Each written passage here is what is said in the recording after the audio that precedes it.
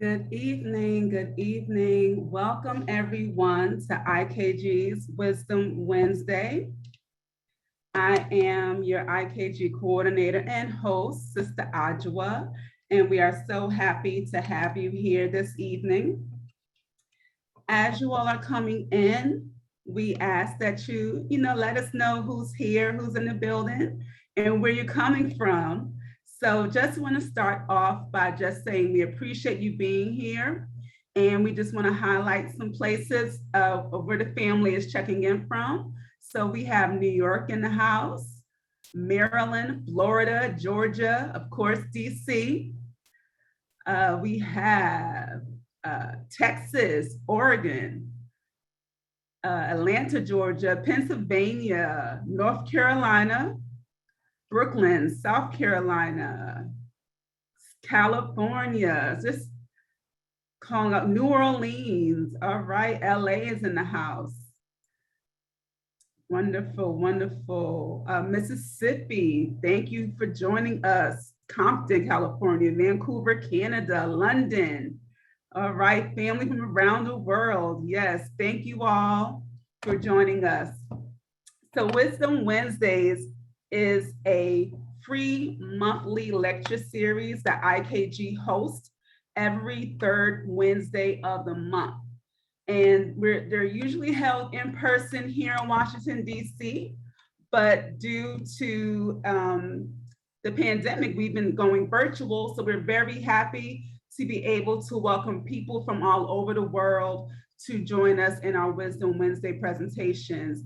We bring in speakers that speak to issues related to African culture, history, politics, spirituality, finance. So we hope that you're able to gain some new understanding from our presentations. And before we get started, we would like to share one major announcement. As I'm sure the family is aware of, we lost, Brother Runoko Rashidi has made his transition into becoming an ancestor. And so IKG will be hosting an event to recognize and honor Runoko. And this will take place on Sunday, August 22nd via Zoom. It is remembrances and reflections on the life and legacy of Dr. Runoko Rashidi.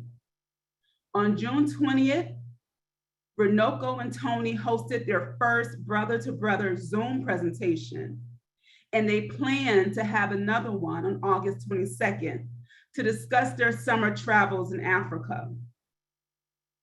Due to Runoko Rashidi's passing, the program has been shifted, and it will now be an evening remembering and reflecting on Runoko's great and mighty walk. And we will hear from some of his family and friends. It will feature remembrances by Carol and Donald Strong, Runoko's sister and brother-in-law, and Joyce King, Runoko's cousin, as well as reflections by LeGrand Clay, Annette Blake, James Small, Carl Nelson, Charles Finch, Atlantis Browder, and Paul Coates. And it will be hosted by Tony Browder. Again, this will take place on Sunday, August 22nd from 6:30 to 8 o'clock. The cost is $30, and 80% of the proceeds from the program will go directly to Runoko's 14-year-old daughter, Asada. So we encourage everyone to register for this event, and we will place a link to register in the chat. And again, this will take place on Sunday, August 22nd, and we do hope that you're able to join.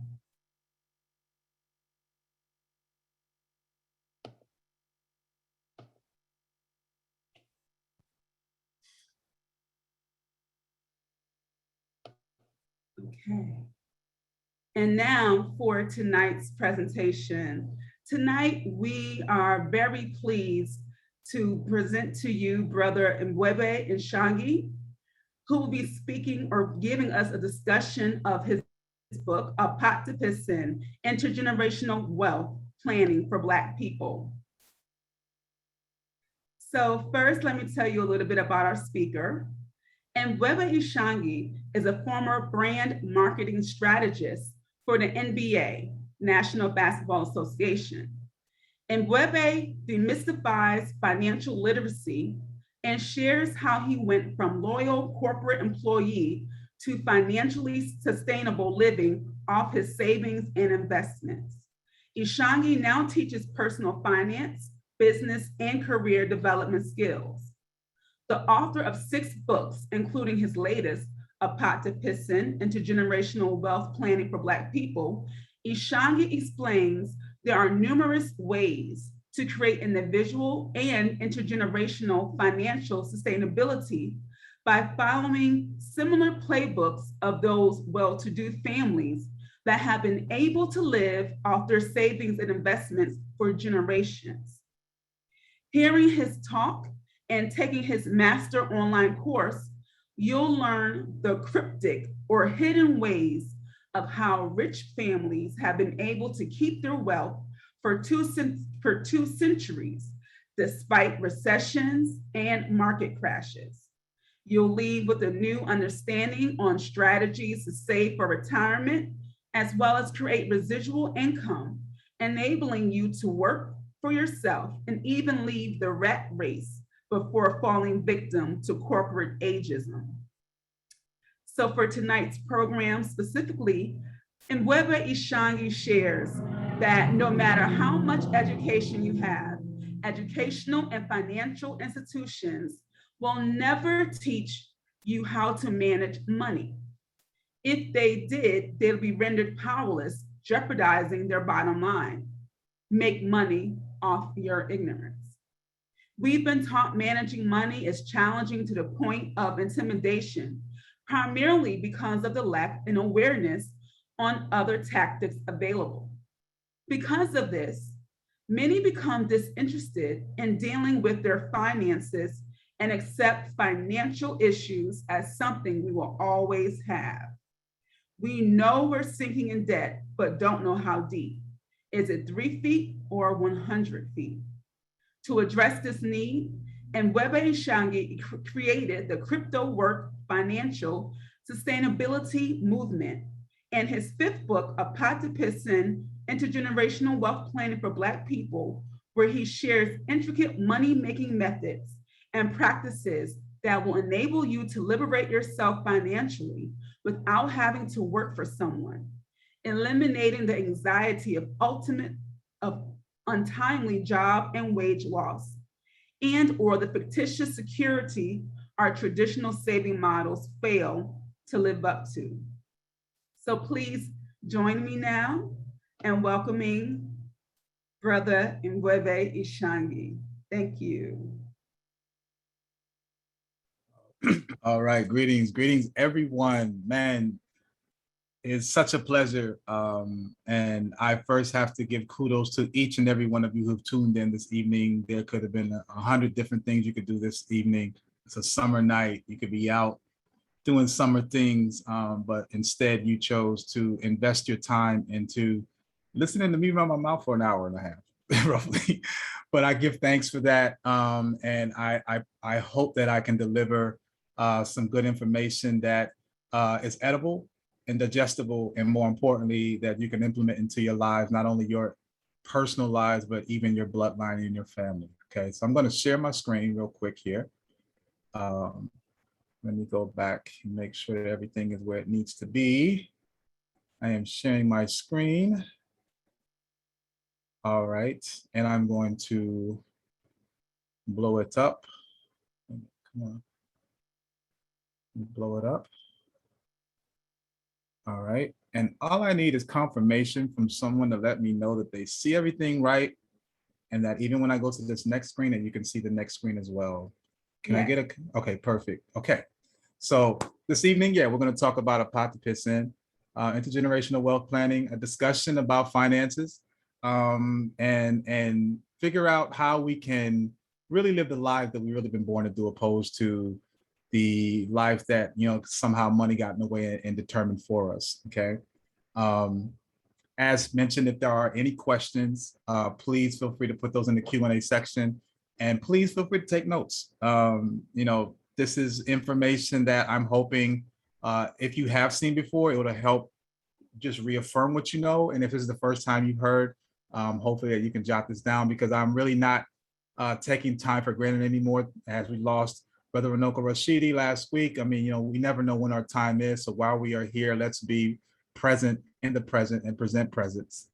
With that said, I'm all about giving flowers, most importantly, because, a lot of elders are transitioning now, and their works are here for us to study. But in most times, we don't really give them the accolades and the love and the admiration while they're here. My Jegna, Anthony Browd, I just want to give flowers to, because without him, this platform, Wisdom Wednesdays, wouldn't be happening. We wouldn't have an African presence or people of African descent in the United States over in Kemet today, doing excavations and reclaiming the fact that the original Egyptian or Kemetic dynasties were actually founded and created by African dark melanated people.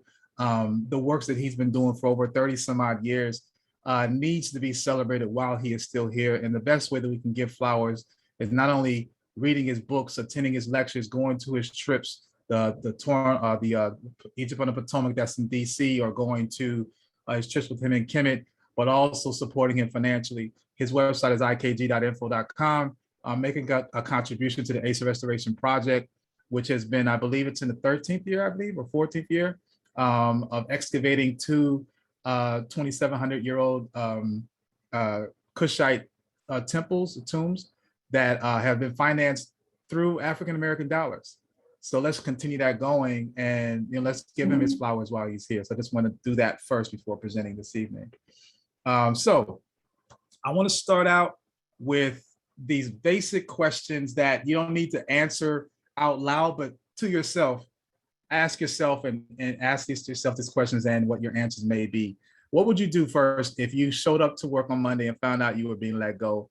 What would be the first thing you think about? I know for me, the first thing I would think about would be about my cash flow. How am I gonna be able to pay my bills, right? Second question is two parts. A is, do you live paycheck to paycheck? And if so, what is your plan to earn more?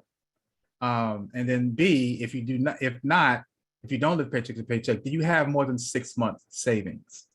And the last question is, have you ever said, amidst all the chaos, because all of us don't really love our jobs, is that the managers get on our nerves and all that kind of stuff, coworkers, all the whole nine. But in the end, we'll say, but I really can't complain, at least I have a job. If you are that person, you need to refer back to question number one, because again, you could show up on a Monday or even leaving on a Friday and your job could be let go. So what are we doing to break this cycle? Because whereas before, our parents, and maybe even more so our grandparents, had jobs they kept for their entire careers, a lot of us are not keeping our jobs for more than 4 or 5 years and having to find another job. So that is a level of stress and anxiety that we have, and wondering, am I going to get the pink slip today, or is my job secure? Because job security is becoming a thing of the past. Opening fact for all you Wu-Tang fans, we all know about the track Cream, but instead of cash, really is, if currency rules everything around me, shouldn't we have a better understanding about it? And that's because I think that there's a conversation that we've yet to really have, an intimate conversation about what money is and how it works and how we can use it to benefit us in a way that we won't be tied or tethered to the marketplace of having to show up every Monday when they only pay us just enough to show up. This is a startling remark that I read that sticks to me, has become my daily mantra, is if you don't design your own plan, chances are you'll fall into someone else's plan. And guess what they have planned for you? Not much. I say that because I speak from personal experience. Just to give you a little backdrop of myself, I'm a lover of African history and culture. I've been writing for the last 28 years, I'm working on my 6th book right now. I put out a magazine, started in 1993, called The Ghetto Times, celebrating our 28th year. And for 12 years, I was a corporate soldier worker bee for the National Basketball Association as a brand identity marketing specialist. And all that sounds great. And being in the NBA was great and all that, being in all-star games and all that. I was living paycheck to paycheck. This is a multi-billion-dollar company that wasn't really paying its workers what they could, the money wasn't going to us, it's going to the players and the top execs, basically. But I had a 401k, a little bit of savings, but I had a low credit score. I really didn't have a sustainable escape plan. And then on March 13th, I'm sorry, I put the wrong date, March 13th, 2017, I was abruptly fired from my job, not because of my work performance, which I always got high grades on. I actually got fired because of my social media presence, the things that I posted on social media. And if you're familiar at all with the type of things that I promote on my site, on my page rather, is basically information about our history and how we can, basically reclaim our story, our history, our health, our spirituality. And these are the type of things that they felt was a flag against their brand or their shield. So they abruptly fired me. At that point, I was at a crossroads. Because again, that first question, what do you do when you show up on a Monday and you lose your job? I was thinking about my cash flow and I needed time to think. And I thought, well, immediately I'm thinking I need to go find another job. That's what you usually do. On automatic, you're thinking about getting back in the rat race, even though you were kicked off the corporate plantation, but we want to get right back on. And so I tried to make that decision. And before I did that, I said, let me give myself a couple of days and, let me go ahead and see what I got in my 401k that I can probably borrow or pull out to, just give some comfort to myself for a couple of months. And in doing so, I happened to meet with a fellow alumni that worked at Fidelity. And he started telling me information about finances and retirement and recessions and things of that nature. And he really sparked the plug in me, or sparked an idea of me not going back to the corporate plantation when it came to the point where I was pulling out money in my 401k and I had to put down my occupation on the application. And I said, well, it doesn't seem right for me to put on there that I'm unemployed. That might not look good. And here's the thing, my mindset is thinking the 401k money, I'm asking for it. It's really my money, but I didn't have that mindset. I'm thinking I'm asking them, can I have my money, right? So anyway, I put down there, he said, well, yeah, don't put down that you're unemployed. Why don't you put on there that you live off your savings and investments? And when he said that to me, there was this huge explosion that went in my mind that opened up and lifted the veil of the way people are conditioned to think they have to earn a living. I was being conduced, and a lot of us are believed that the only way we can earn a living is by working for someone. There are people out here that live off of their savings and investments, and they've been doing it for hundreds of years. So when that happened, I realized, I said, oh, this guy that messed up, he wasn't a brother, he's a white guy. And I said, I'm going to take this information and bring it back to the hood because we need to know this type of information. And that began my journey to become financially literate. And a few months later, after learning so much and reading and going to lectures and taking in as much information I could, I created the Cryptowoke financial sustainability movement. So what I say is in all this is that what happened to me will happen to you. The question is, are you prepared? We all know about the old fairy tale of the ant and the grasshopper, and how the ant spent the entire summer gathering food because he knew that winter was coming, and the grasshopper was like, man, why are you working so hard? This is summertime, you should chill. Just come hang out with me, whatever. Why are you working so hard? And the ant is like, nah, because winter's coming. And sure enough, when winter came and the grasshopper, having gathered no food for the winter, had nothing. And fortunately, he was able to knock on the ant's door and the ant let him in. Now, the reality is in today's world, not too many people are going to let you in.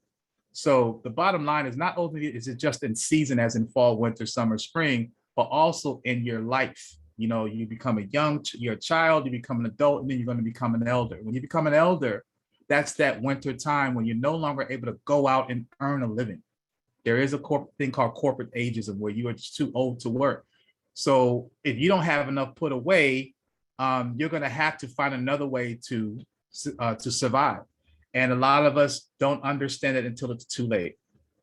The fact is that no employer is obligated to pay you for life.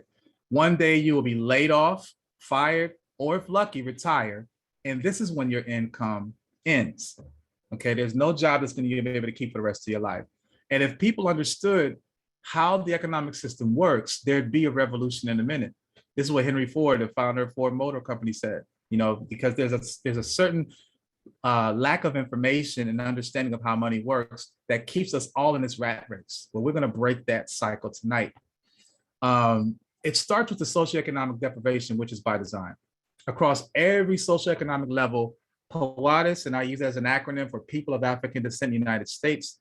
Why so? Because there are some people of African descent that are not from America. They are from the Caribbean, or they're from the UK, or they're from the continent itself, and they are in America. When we start seeing ourselves as a collective and start seeing ourselves as separate, then maybe we could have some serious power and do some things collectively and collaboratively. So I use POADIS as an acronym. But over 1/3 of POADIS families have either negative wealth or no assets at all. In the last recession of 2007 to 2010, the recession wiped out more than half of the POADIS community's wealth, whereas whites only lost 10%. We went from $12,000 per median household down to $5,600, and whites dropped from 135,000 to 113. So there's something that's happening as to why, and we just can't just say it's just racism. It's more than just racism. It's economically rooted as well. The disparity, the update, as of up to 2019, when we were at $5,600, since 2019, we dropped even further to $3,600, whereas whites have gone up since the last recession from 113,000 to 147,000. So that's the average household income. It's because they're doing something different. They're diversifying, and they're also practicing something that we don't know. They're having conversations that we don't have, and we need to change that. The thing is that with the title of my book, Apothepsin, we know that we've heard this before. We may not have totally understood what that meant, but it is etymologically assigned to Black folk. When we look at the origin of it, back in the day, before there was plumbing, there was running water and toilets in the house, you were seen as a person of status. If you need to use the restroom to relieve yourself, you would have a bowl in your home, and that's where you would relieve yourself, and then you would throw it out the window or go out in the back and out the door. That was a level of prestige back then. This is again before plumbing and all that kind of stuff. So we barely had. We couldn't own the floor we stood on, coming out of post-emancipation. We couldn't even own that.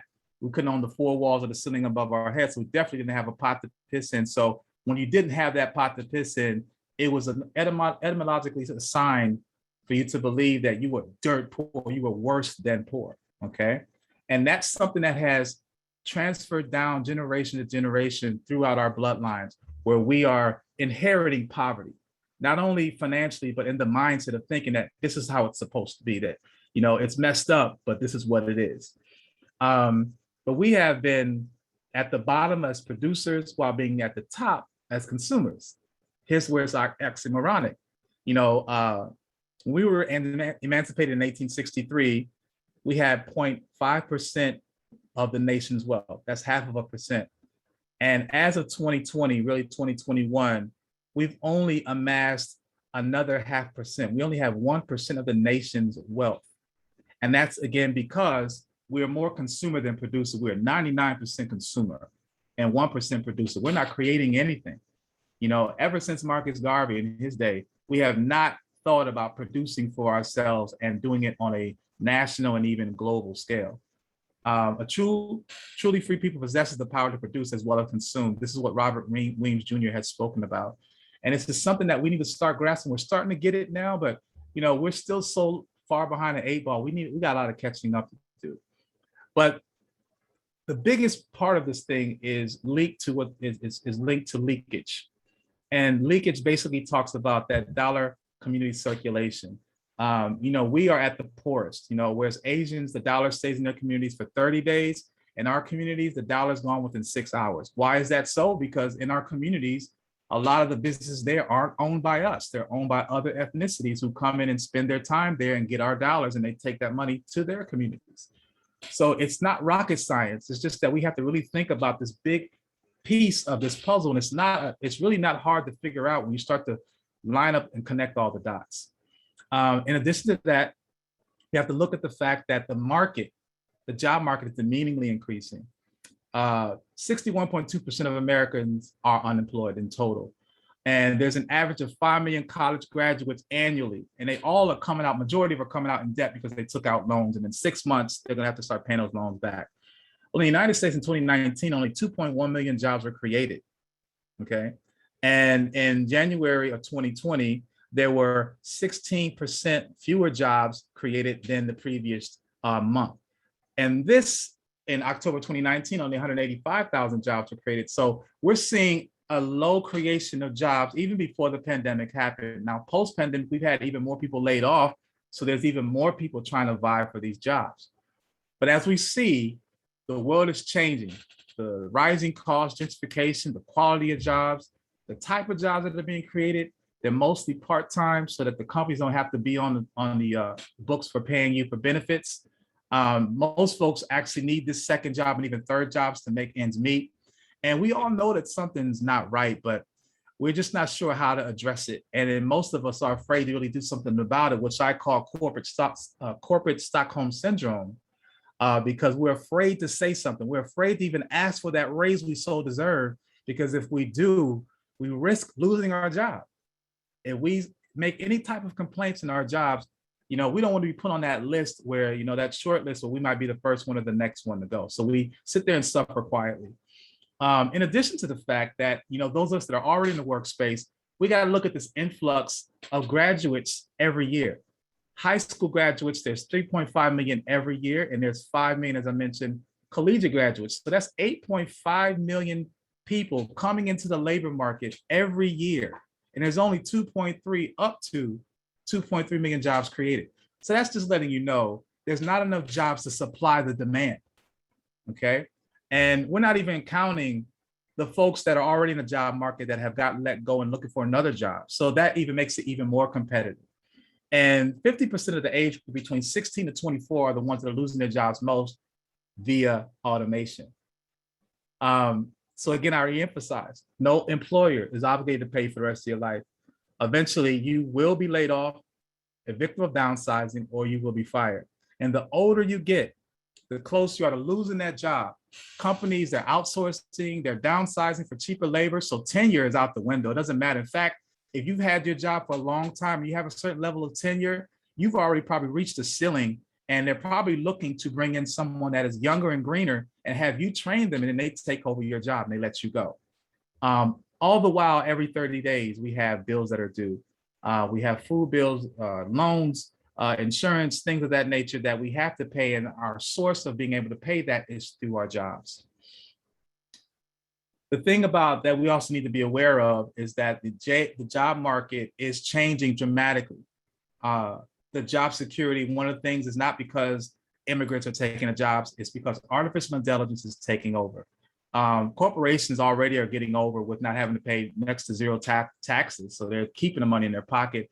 But then you have men like Jeff Bezos, who's the owner of Amazon, who decided not even to pay benefits for his part-time workers when he can afford to pay for everyone, but he chooses not to pay for benefits for them. And when they complain and had a walkout, well, you can see now, and if you've ever just taken a look up a video of how their shipping complex works now, the majority of it is automation and moving towards automation. So those workers that were complaining about not getting paid enough, well, you're about to lose your job, okay? They're gonna be all ran by automation. So what is AI? We've been hearing about it. We've been seeing all the perks about it. We see the self-driving cars and thinking, oh, that's great. I ain't got to keep my eye on the wheel. It'll take me where I need to go. We've gone into McDonald's and don't really talk to anyone until we have to actually pick up our food from someone. We go in there, press buttons on the kiosk and make our order, and we're in and out in 5 minutes. Sam's Club, they're going to have a cashier-less and cashless store. You just walk in and you walk out with your goods, basically because they're going to use the facial recognition of artificial intelligence to know who you are, and then they're going to tap that into your account and deduct the money without you even knowing it or having to do anything about it. This is going to become the norm. This is not something that's coming, it's already happening. Within the next 5 years, the majority of the trucks you see on the highway are going to be automated. We're seeing the malls are closing down. Why? Because we're doing more and more online shopping. I'm guilty of shopping on Amazon instead of going to a place and picking it up myself. With that case, if no one's at the malls and the workers can't sell any goods, then they're going to lay the workers off and the malls are going to shut down. This is what's happening. The call centers, as you know, we're already talking to robots. So, you know, those people that we used to hear that were actual live people, they're getting replaced by automation. You know, if you were in New York City and you come to Holland Tunnel, you know, there's nobody there anymore. Everything is automated. Either you got an easy pass or you're going to get an invoice in the mail. All these things, these are workers who used to work here, dedicated workers who are now having to find another way of putting food on the table for their families because their job has been lost to automation. Walmart, you know, we have the whole, we thought this was great. Why don't we have the check, the place where you can go ahead and check out your stuff yourself. You don't have to wait in that long line and wait for that slow cashier that's scanning everything. Go ahead and scan it yourself. Well, think about the ingenuity of the business owner who thinks, wait a minute, if I can have the consumer come into my store, walk up every aisle and pick up what they want and have them check out everything and bag it themselves, I don't have to pay workers to be at the cashier. So there's no benefits I have to pay. I don't have to worry about lunch breaks. I don't have to worry about attitudes or no shows. I'm putting the onus on and the labor on to the consumer. This is what we're living in right now. And we're thinking on the other side is, oh, this is great. I'm in here in and out in 5 minutes. Well, to put the labor on to you. And for every person that's minus that, that's one other person that's in that market trying to find and grab one of those 2.3 million jobs up to that are being created annually. Of us that are old enough to remember what it looks like to go into banks and how there used to be all these tellers. Now the tellers are replaced by all of these huge kiosks that can handle every transaction that you need without having to talk to anyone. And again, it's quick, it's swift, it's nice, and it's cool, but it's replacing the work of a human being who now has to try to find another line of work. Could be you, it could be a family member, etc. The first jobs that are being replaced are retail and sales, administration and clerical, food prep, truck driving and transportation and manufacturing. These are hundreds of millions of folks that are going to have to find new jobs. And most likely they're going to be trying to find jobs that are out of their space, that they're a career that they never really have been versed in, but they're still competing. Why? Because we need money to take care of our 30-day bill cycle, right? AI is in the midst of eliminating the middle class. And I just want to put out there that I'm not trying to be David Downer and just make everything seem like the world is ending, the sky is ending. No, there is, in the end, a silver lining to all this. But I need to talk about the reality of what we're facing because we don't have these real candid and very real conversations at all, if not enough. So I feel like, you know, that's why I'm trying to get this information to you out first. In addition to this is what's crazy is automation is going to a whole nother level. You might have seen this robot called Sophia. She got more likes than I do. You know, she ain't even real. Whoops, let me go back. She got more likes than I do. And she's been on Cosmopolitan. She's been on all types of talk shows. And she is a robot, a life-size robot. And out of Japan, they're also making robots that are going to perform wifely duties, if you know what I mean. And in addition to that, they're looking to have these robots actually carry babies. So for our sisters, just like in the days of Greece, where the men really didn't use the women only but for procreation because they were too busy being pedophiles to these little boys, I have to put that out there, is that the same thing is happening when we're looking at what type of future they see for our women, is that they don't really want to even be around. Now they don't even want you to have babies because they're going to probably take the artificial insemination and put it into this android and have the android carry this baby to term. So it's really crazy when we hear about, the owner of Tesla, mine escapes me right now, Musk, and how Gates and all these guys are talking about trying to bring in artificial intelligence and merging with the human race. These are things that they are planning, and they can do this. Why? Because they are financially astute. They have the time to create these crazy ideas. Well, if we get ourselves on the path of financial sustainability, then we too would have that freedom to create counters. That's what this is all about, understanding what we're against.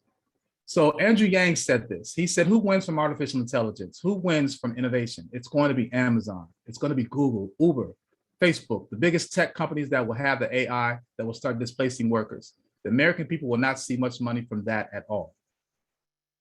We, POATUS, currently have $1.4 trillion in spending, and that's going to be put in jeopardy because if we're losing the jobs and we're no longer earning and we're no longer purchasing, then that means our purchasing power is going to be diminished, and we really won't have anything to say on what goes on in this world.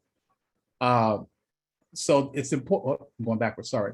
And so that's the where it's important for us to understand that money needs to be a topic of conversation for us. Instead, we've been seeing it as a means to an end for paying off and sustaining yourself for the moment.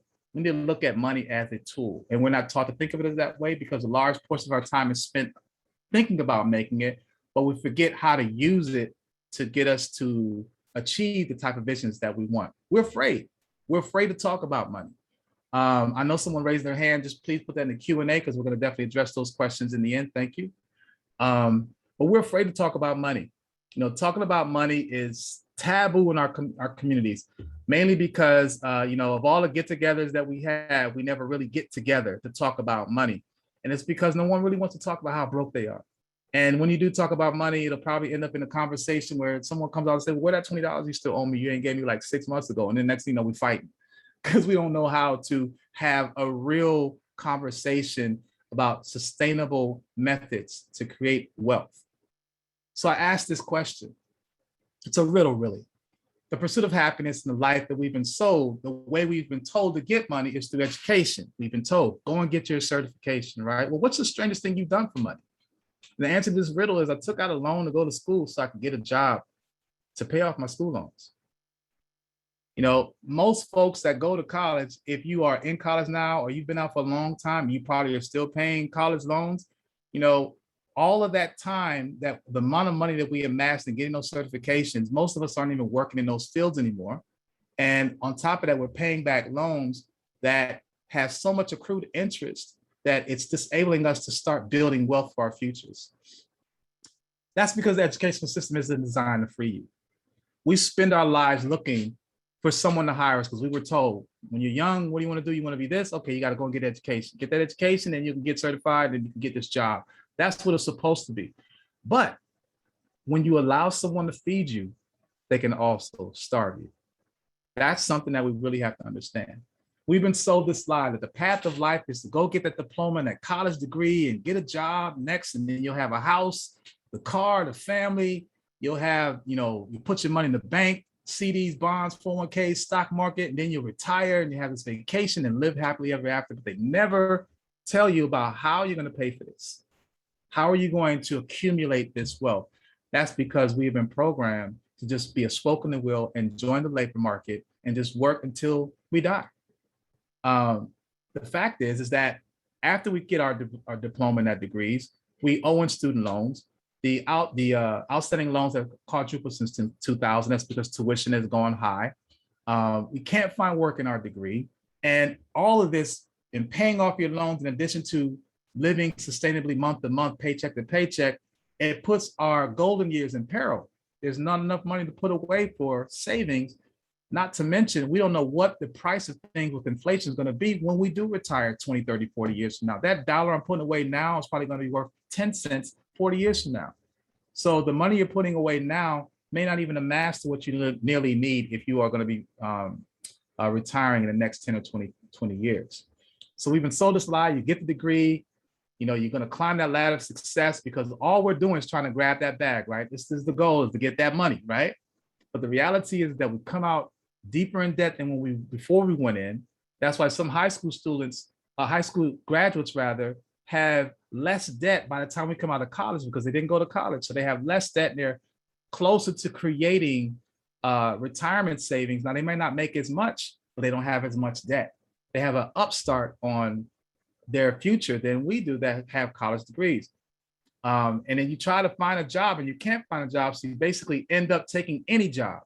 70% of baristas at Starbucks have college degrees. They did not go to college to work at Starbucks, okay? And that accrues or compounds the amount of debt you have because in most cases, you can't afford to make the full payment, so you're getting hit over the head with accrued interest. This disparity has basically been affecting us more so than anyone else, any other ethnic race, because Pilates with the BA has a median net worth that is only 2/3 of a white person without a bachelor's.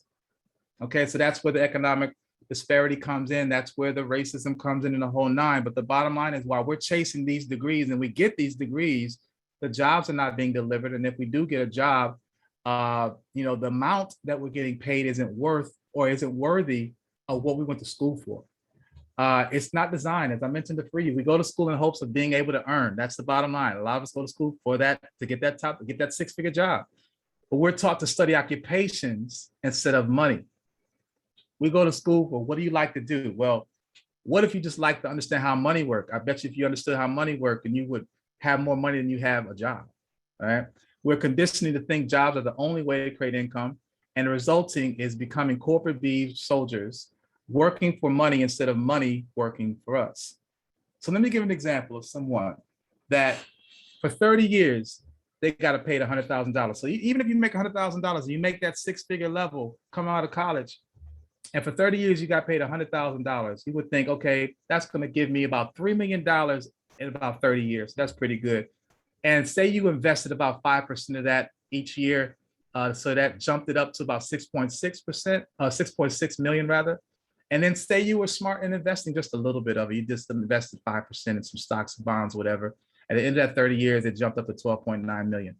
That's looking pretty good for a career, a working career of 12.9 million earned. But we didn't factor in the three eroding factors.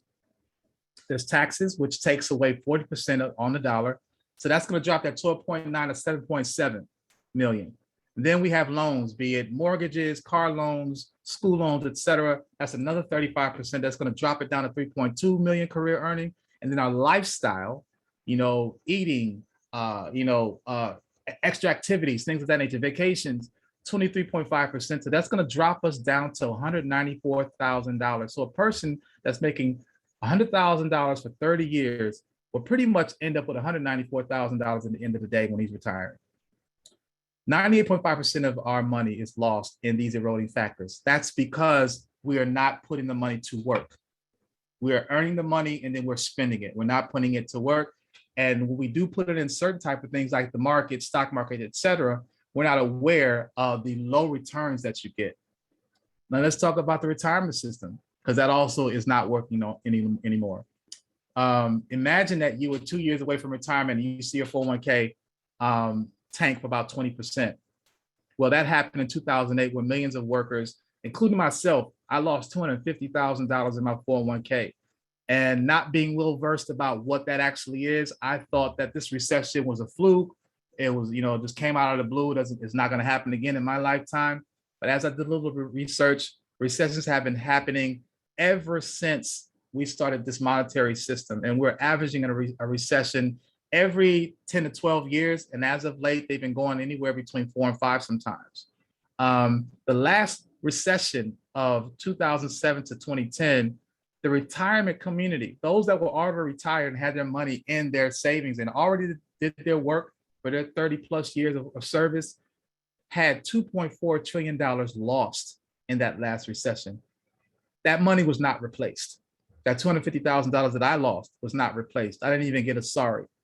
What happens is next is that meant that the elderly really couldn't, there wasn't a lot of jobs for them because of corporate ageism. They're too old to go and get jobs, right? So they ended up losing their homes. They couldn't afford their doctor visits or their medication. Ended up having to move in with family. Some of them even died because their way of life was taken away from them. All the savings that they put away was taken away. And some of them tried to find work but couldn't. This is the reality that can happen to us if we don't plan. This is what usually happens. So let's talk about how 401ks really work. We're told to put money in a 401k for about 20 to 35 years. And they kind of tell you, well, if you touch it, you're going to get this massive penalty. In New York State, if you touch your 401k, you're going to get taxed 5 times. The thing is, you can't really predict what the rate of the money is going to be when you retire in the future. Again, we can say 20 years ago, a gallon of milk maybe cost $1.50. Today, it's over $3.50, $4. So that money that you're putting away over time is not going to equate to the real times when you really need it once you get older, or when you're retired and you can't replenish or make enough money to continue your lifestyle that you've been used to. So money, we don't understand and projecting what inflation is going to affect the type of money that we're putting away. In addition to that, there's this employer match deal that we're taught that our employer will match. If we put in 4%, they'll put in 4%, et cetera. Come to find out, if you read the fine print, in most cases, these corporations are not fully matching and are actually, for every dollar that you contribute, they're paying you less, 99 cents less in salary. So they're really only contributing a penny. And in most cases in the fine print, you have to be with this company for 4 to 6 years, 6 years before you can actually gain or take home that match that they've been giving you over the years. But the fact is that most of us are not keeping our jobs long enough. The average American keeps their jobs 4.2 years. So what that means is, before that 6 year comes into play, all the so-called match money they were giving you, they're going to keep themselves. They're going to get it right back. Why? Because you're going to either get fired or you're going to get let go before your 6th year.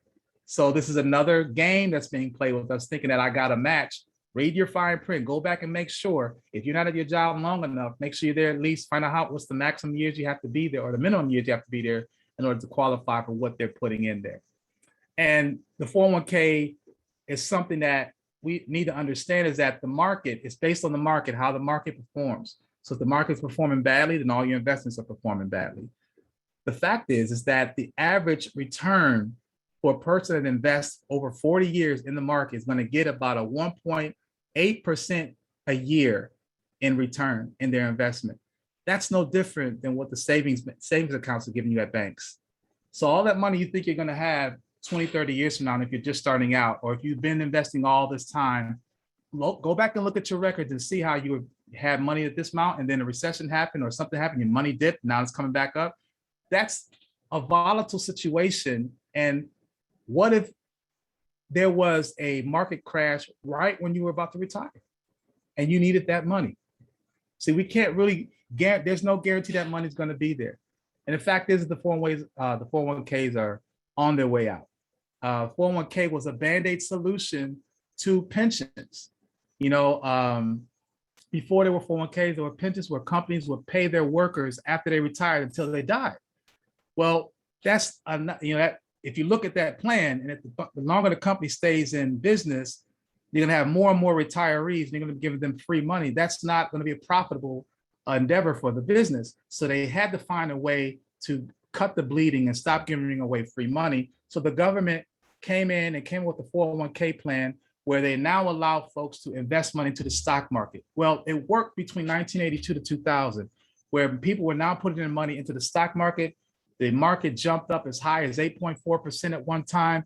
But as of now, it's starting to kind of fluctuate. It's starting to even out and even going out to a bear market, whereas the money that we used to get is not going to be there anymore because it's being consolidated. So we have to understand that the 401k is at the end of its days as well. So all that money that you're putting there, if your money is low, it's probably because the majority of your funds are in the tied to the country of Venezuela, who has been experiencing a recession for the last 5 years, and your money's being lost because their economy is not performing well. So that's the thing, that you don't even have control of what happens with your money that you're putting away for your nest egg. Today, we have a total debt of nearly $29 trillion. If you look at the USDebtClock.org, if you always want to find out, they talk about we owe this money. Who do we owe it to? We owe it to different countries: China, Japan, United Kingdom, Brazil, Ireland, etc. But where is this money? How is this money created? It comes from our paychecks when we put in our Social Security. That money is funding this debt. And it's projected that paying off this debt, paying back these countries the money that we owe them because we outsourced all our jobs, we don't really create anything anymore, is that your Social Security may become depleted by the year 2033. So there's another vehicle that has ran its course, and there's really nothing else put in place to give you that sustainability when you're no longer able to work. That money that you could depend on and you work so hard for to put away is in jeopardy. Okay. Recessions, again, happen 10 to 12 years.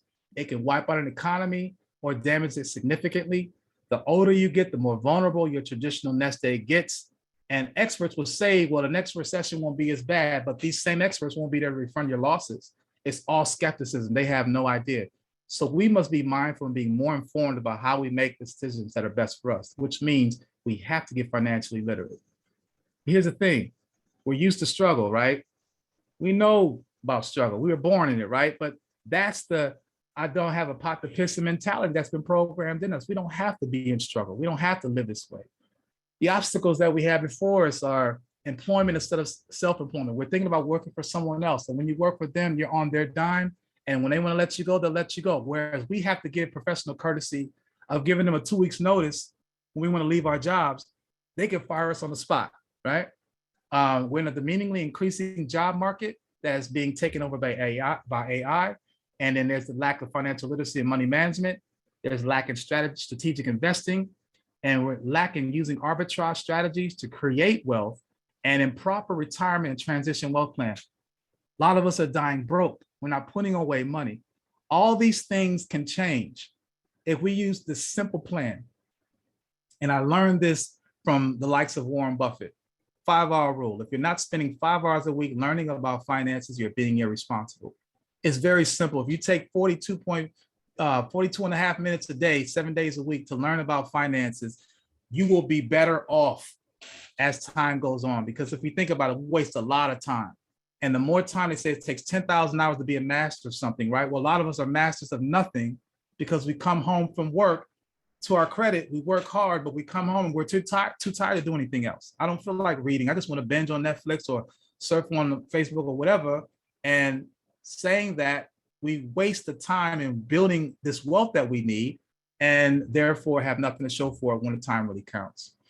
The net worth of white households is $190,000 as of 2018, and that is 10 times the value of ours at 19,000. There's a reason because of that, and it isn't just racism. It's also actual lack of awareness of financial literacy. We are significantly more likely to die during our working years relative to whites. The stress, the underpaid, overworked, the conditions that we face, the bills that we have, the overspending because we buy stuff we don't need and we figure we'll pay it off later, don't think about the interest. That is why we are having these levels of stress, and some of us are actually dying while working. More than 12% of us die, who reach age 50, die within 10 years because of the stress of trying to continue to make money because we're working for money instead of learning how to master having money work for us. So we don't plan for transition. Our beneficiaries inherit mainly memories and debt. And the lack of estate planning has fueled gentrification. Think about it. When an elder passes and the house is left to the children fight over each other of the goods and things that they want, the dishes and the table and the TV or whatever, right? But after that, no one wants to take care of the house. No one wants to pay the taxes. So what do? They put the house up for sale. When they put the house up for sale, it allows other ethnicities to come into our communities and purchase those homes. And we wonder why gentrification has been so effective. Not only that, but also because we've been putting money in the banks. And I'll talk about that in a second. But we don't have wills. We don't talk enough about wills and trusts, insurance plans. The average American dies with over $70,000 in debt, and 75% die with outstanding debt. Most of it is a credit card debt, then there's mortgage, and then there's auto, personal, and student loans. But it's all stuff that we've amassed, some things that we really don't need. Those houses, those 5 bedrooms with the 3 bathrooms, and we're single, things of that nature that we really don't need to be spending money on. But most importantly, we do have insurance. I mean, we are the most insured ethnicity on the planet, but the insurance is mainly through our employers. And what we don't understand is that when your employer lets you go, so do you lose that insurance. So someone says, I have life insurance, that's great. But if it's through your job, well, understand that when you lose your job, you can also lose that insurance. You need to get your own type of insurance. That's important. Other obstacles is that we spend more money than we make. 40% of us are, 40% of MasterCard holders are POATAs. Many spend credit limits monthly. They spend over that limit and seldom pay the balance in full back. They make small payment. We do that minimum payment on our credit card thinking, okay, that's cool. I'll just give them $25, not realizing that we're getting hit over in compounded interest, because the longer you take to pay off a loan, the more times you're going to add that interest to those companies, and that's money in their pocket for free. Whereas Asian Americans have an average of 3+ credit cards, we have about 1, and that's because we only use credit for emergencies or vacations, things of that nature. We don't use it as a tool. There are ways that you can use it as a tool to create intergenerational wealth, which I talk about in my book and in my courses. And we also are the least to know what our credit scores are. On average, we have 612. We don't want to look at our score. That's the thing, is we don't want to look at it because we know it's bad. But we need to face that, because we might understand that we're not as deep in debt as we think we are if we just face it and look in the mirror.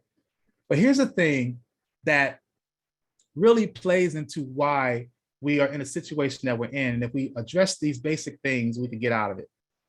We need to understand that we don't need banks. Banks need us. They even said it. Wells Fargo, 2004 annual report, banking is necessary, banks are not.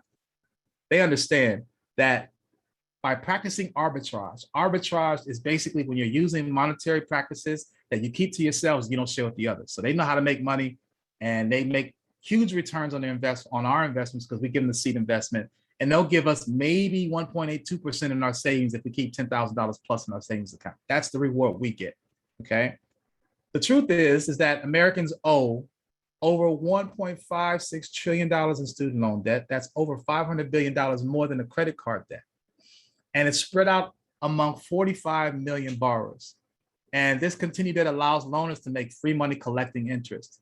Understand, when you make a payment, there's an interest affixed to that, okay? So if you take out a car loan for 60 months, you're gonna pay that amount that you send in. The percentage of that goes towards the amount of the car, and then the percentage of that is interest that the bank or the loaner gets just for the mere fact because they gave you the loan, okay? So if you're gonna pay over 60 months, that means they're gonna get 60 months of free money. But if you pay it off sooner, you pay it off, say, in 40 months, then they can't do anything about it. You'll lessen the free money. That's 20 less free interest payments they're gonna receive. That's why it's smart to think about paying off debts sooner, not drawing it out and paying those minimum balances. Paying it off as soon as possible, because you're giving away free money. Here's an example.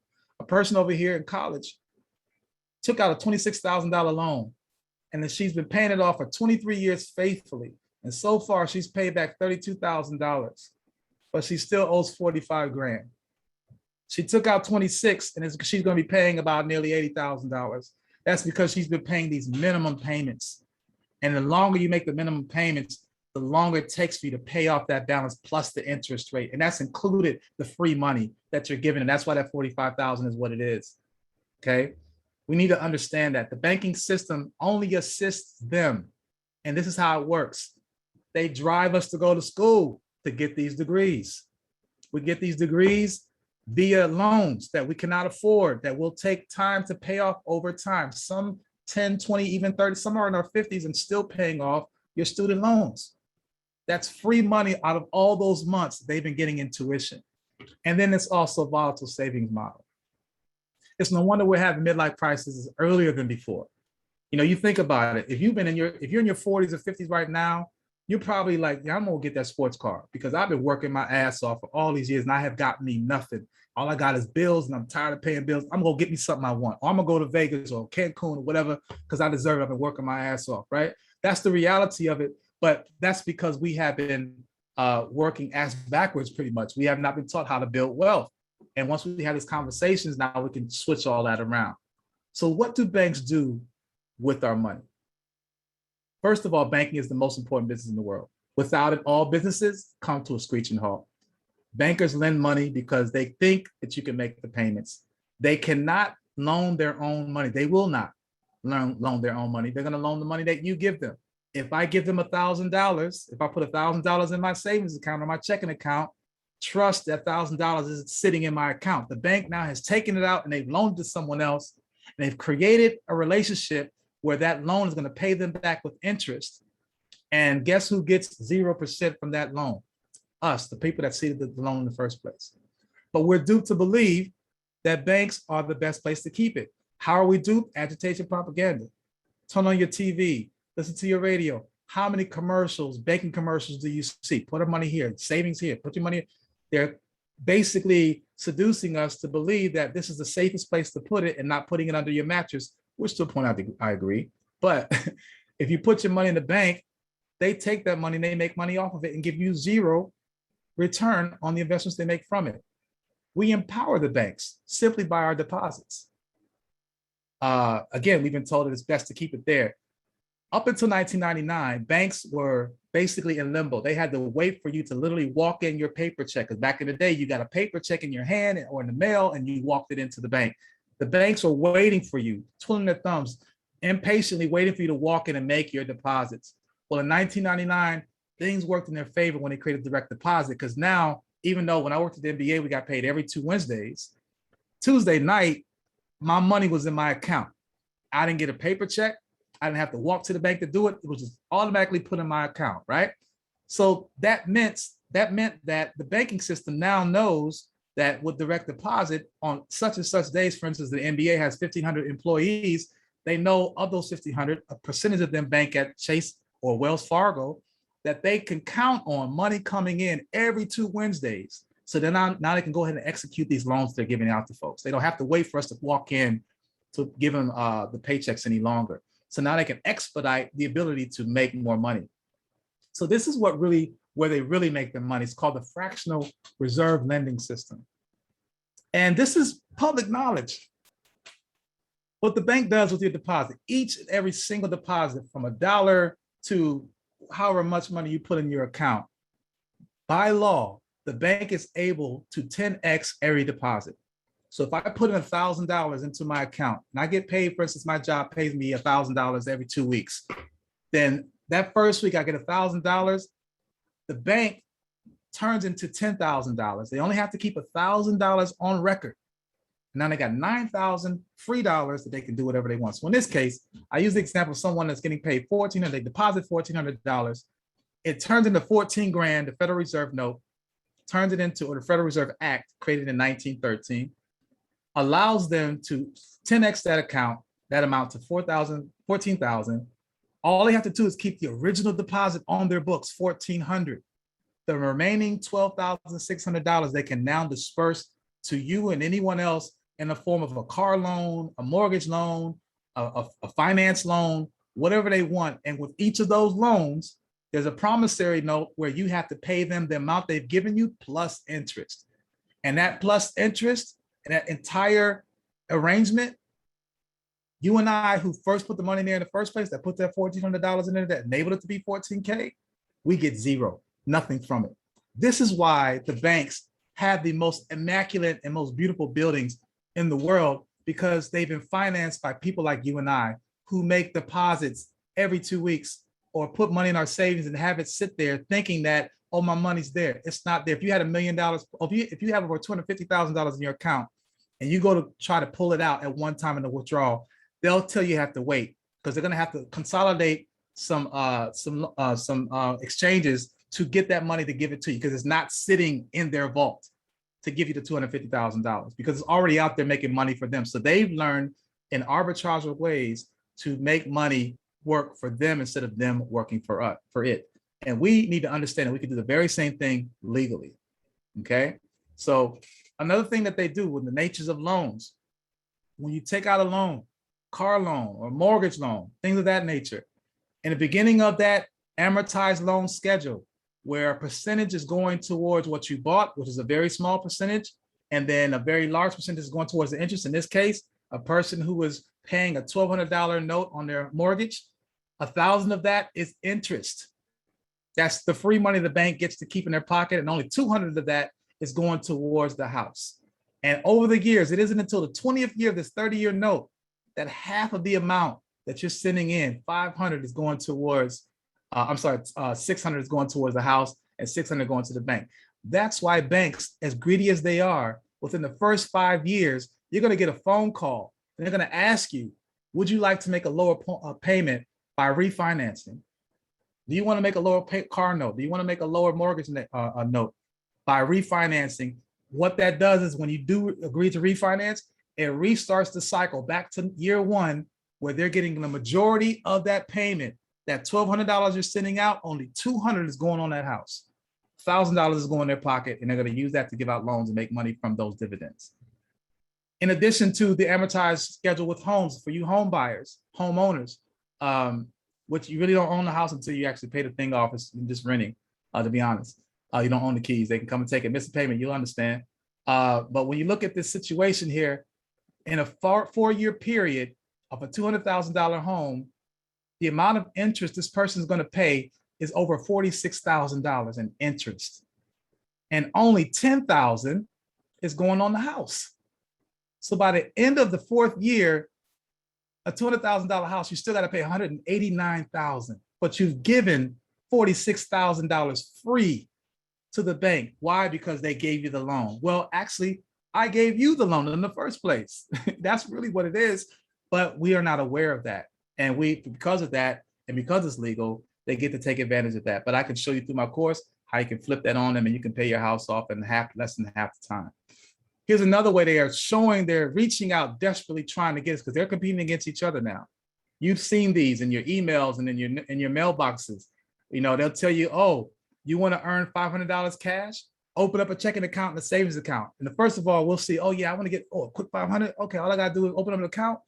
No, you got to deposit $50,000 to do that.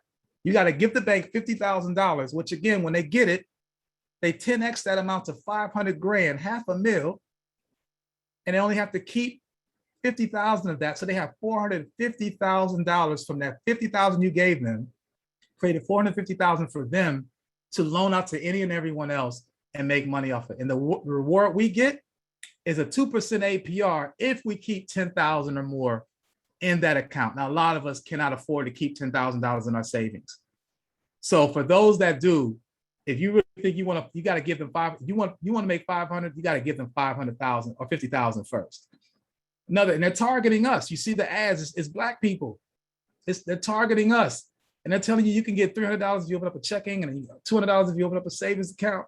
And we think, oh, that's cool. I can get an extra $500, but I got to give them 20 grand.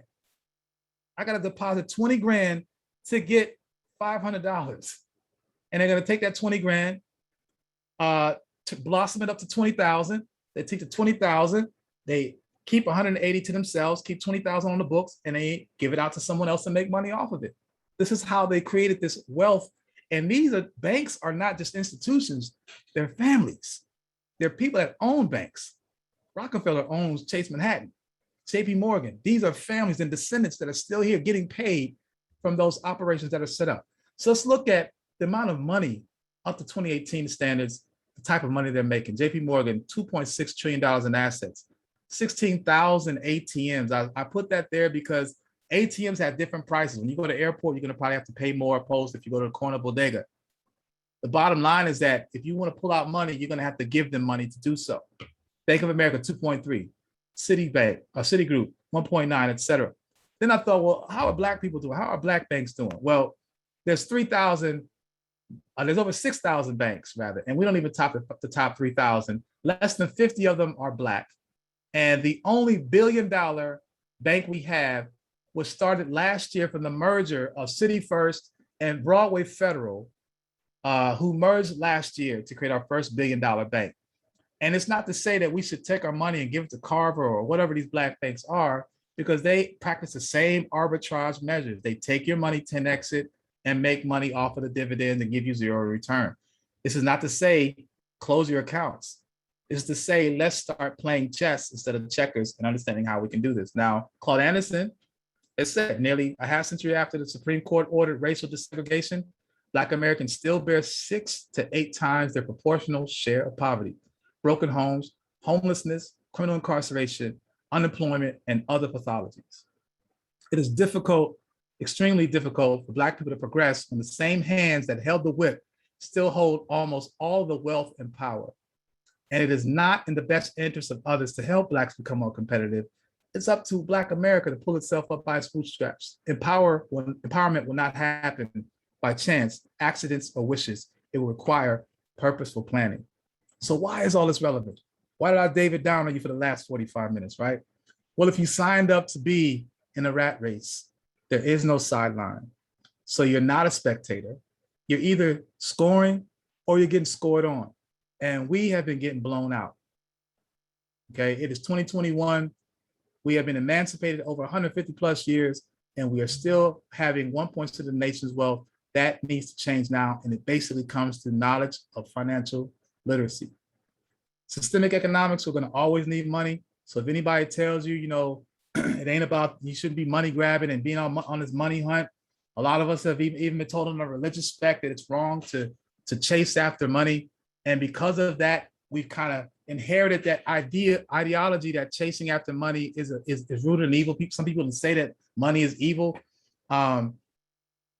We need to understand that that is a mindset that's been programmed to keep us away from using it as a tool. Yes, if you use money for the wrong reasons, it can be wicked. But if you use it to build wealth like other ethnicities have done, we can do the very same thing. Okay, so no matter how much education you have, these institutions will not teach you how to manage money. If they did, they'd be rendered powerless. Jeopardizing their bottom line is making money off of our ignorance. So how do we win? How do we win? Well, we've been taught that managing money is hard. And many of us become disinterested. You know, a lot of us don't want to look at our checkbooks. A lot of us don't even look at our balance statements. We make a deposit and we just keep depositing until we get that overdraft fund remark in an email. We don't watch our money and we don't, more importantly, build our money. But the bottom line is this is our, I'll say, coming to Jesus moment, where you have to really look in the mirror and understand it's time that we look at where we are. What is my credit score? What is my finances? What are my expenses? What is coming out and what's going in? What I bring in, can that cover what I have going out? Do I have to have as much going out? When you start realizing that, you might realize, hey, maybe I'm not as much debt as I thought I was. I thought I was 100 feet deep. I'm only 3 feet deep. So in debt. So how can I work this out to a point where I can create sustainability for myself, right? So this is about breaking the chain. The cyclical history of inheriting debt, of being ignorant and not studying about finances and still thinking that you're going to somehow make it happen. You're going to wait for God to deliver this lottery ticket or, you know, to make this thing happen when you can do it yourself. Not to say you can't do it without your ancestors, but the bottom line is we have to do the work because we're the one that are physically here. If we're to break this chain, we must be aware of how the chain was made. Since arriving in this country, money has been used as a tool to shackle us mentally, physically, socially, and economically. So how do we break this chain? Through the study of cryptic or hidden ways it can be used to free us financially. I invite you to join this movement. And in this movement, just to give you an idea of what I've gone through in my first 6 months, this is 4 years ago, I went from living off savings and investments after being fired to mapping out a financial sustainable plan. I cleared $20,000 in debt and increased my credit limit 45,000 plus in 6 months. I raised my credit score more than 200 points. I lowered my credit utilization rate from 80% to 15%. I positioned myself to participate in business ventures we often dream of, including international business ventures and domestic foreign land assets. And I also created an intergenerational wealth plan for my bloodline 70 years into the future. Those that aren't even here are going to have wealth that I'm creating now because I'm learning how to employ my money and make it work for me instead of me working for it. This had to be shared with the demographic who I love and need the most. And that's us. That's us. So with that, I wrote my book, my fifth book, Apocalypse, Intergenerational Wealth Planning for Black People. It's available paperback, ebook, digital PDF, and audiobook. Here's a table of contents of some of the things I cover. The psychological traumatic relationship of money and Black folk, the fallacy of 401ks. We've been told the lie about education, choosing the certification over having skills, the history of banking while Black, the keys to creating intergenerational sustainability, using money methods shared exclusively by the wealthy, how to become your own bank, borrowing from yourself, taking the dumb out of freedom, and resuscitating Black Wall Street. I also created a course. I have a 6-hour session, a master course, both self-paced and in person through groups or individual, called the Cryptowoke Sustainability Movement Master Online Course, where I work with you and I discussed what I talked about today in detail and pretty much put you on a path of, you know, getting rid of the debt that you may have and understanding how your job can actually finance the expenses you have and finance your future. So you can do all these things without having to take on another job, without having to invest more money, just understanding how the money that you do have and the credit that you have can be used to create intergenerational wealth. I basically break it down into 5 segments. The first one is finances. We talk about it. We get real, real nitty gritty about it, real deep and personal. This is your first step towards financial freedom, understanding your financial endurance number. And this is basically the things you spend your money on and knowing what that number is, because basically it's a roundabout number that you have every month. And you multiply that number by 12 for 12 months. That's how much money is coming out of your pocket for the year. Then you find out, can your job support that? And if it can't, we find ways to make it so. Then we talk about fallacy of credit cards and how instead of using it for that emergency or for that vacation, we put it to play to work as a tool, because no longer is cash king here in this country. Only in America is credit king. And you can use credit in a way where you can create an unlimited number in your coffer of 6 to 7 figures in credit that you can use to create the wealth that you need and sustainability, and invest in things that can get you the things that you need and want and desire. The next is expedite the expiration of debt. Understanding that it isn't about buying and not having a plan to pay it off. So yeah, think about, well, I get credit, I have to pay it off, right? Well, yeah, you have a strategy. And what is it that you're purchasing and what are you using it for? And can you use these purchases to employ the purchase so it's making money for you residually instead of you working for it? I could teach you how to cut off your debt. You might be paying a mortgage or a car note that is, years away, and I can show you how you can cut that off in over half the time, basically without taking on another job. Recession-proof wealth transfer, which is very important. Being able to have our children or our loved ones or siblings inherit not debt, but inherit some type of wealth, not just enough to put me away from my final transition wishes, but to have money they can use to purchase not only a home or pay off the house or et cetera, but to create a wealth transfer that enables them, gives them a leg up on being able to basically exist in the society financially. And the last one is communal cooperatives. Think about this. If you have a community in your family, for instance, and all your family has 750 plus credit scores and very little debt and know how to manage their money, and you guys decide, well, instead of us buying a house, let's buy a block. Or instead of buying one business entity, let's buy a franchise. Or maybe we buy acres instead of buying one plot of land. You do this communally in your bloodline, and you create the opportunity of creating something that your children's will inherit instead of just memories and debt. All this course is available for $395. I try to keep it low because, where some places you might pay $1,000 or plus, I'm trying to reach the appeal of our people, because I don't want to be too expensive for enough for you to invest and continue to get yourself out of this. This is no scheme. This is a life skill. It's something that you can live and employ for the rest of your life and transfer to all of your family and relatives. What you'll learn in 7 points is you'll learn how to manage your finances, your timeline at the end of your debt. You'll take advantage of investments with excess cash without taking on a new job. You'll become financially sustainable and even fire your boss before they let you go. That's a fulfilling dream I had. I wasn't able to do it. They beat me to it. But if you're able to go ahead and tell your job, I am leaving right now. This is my last moment, not last day. I'm leaving right now, and I don't have to give you a letter of certification or to ask or let you know that I'm giving you 2 weeks, because you are now financially sustainable and you know that you have the money coming in is going to take care of yourself and your needs. And then create intergenerational wealth, and you will also become part of this family, this movement, the Cryptowoke financial sustainability movement.